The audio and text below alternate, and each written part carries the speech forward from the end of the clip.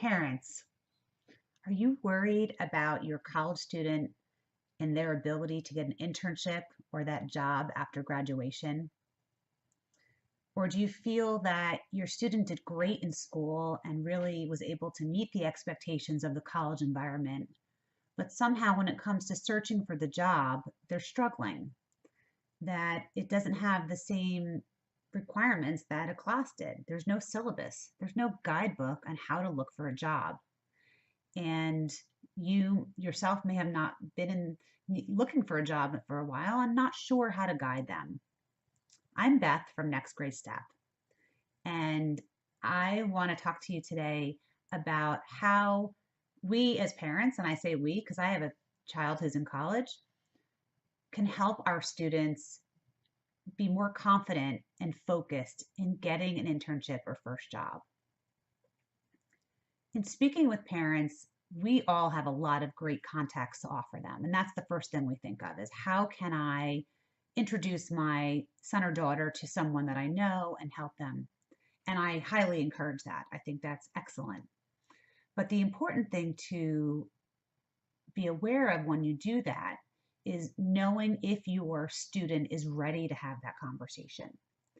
Because I have had a lot of circumstances where parents made lots of introductions, but the student was not prepared or they were not ready to talk about themselves in a really confident way. So that's something you really want to think about before you make an introduction of your son or daughter to a friend or colleague, that they're prepared and they know how to talk about themselves. They know what skills they can bring to someone. The other thing I hear a lot about is the use of technology, and technology in a few ways. So students absolutely have a knowledge of technology and like to use it to connect with people. But technology and applying for a job is different, and that it's going to be hard to just text someone or apply online to dozens and dozens of jobs and think that it's enough to get hired. It often is not enough because interviewing and connecting and building relationships is done face to face or over the phone. And those are not always tools that students are comfortable with today, but they need to get comfortable because that's how it's really done.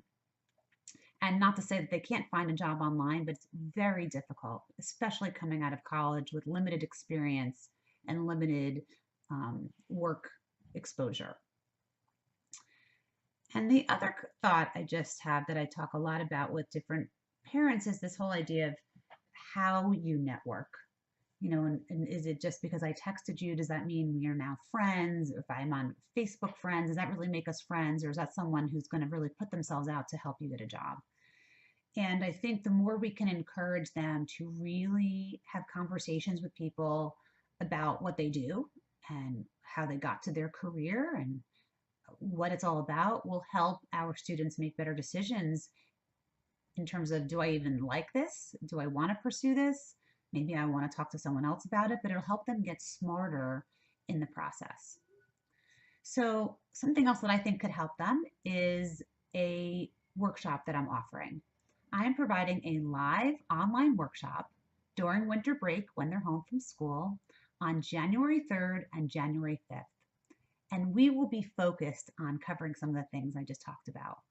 On the first day, on January 3rd, we will talk about effective networking, what you need to do to really maximize your interactions with people.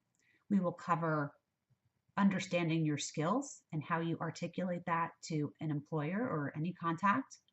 We will talk about how to maximize LinkedIn.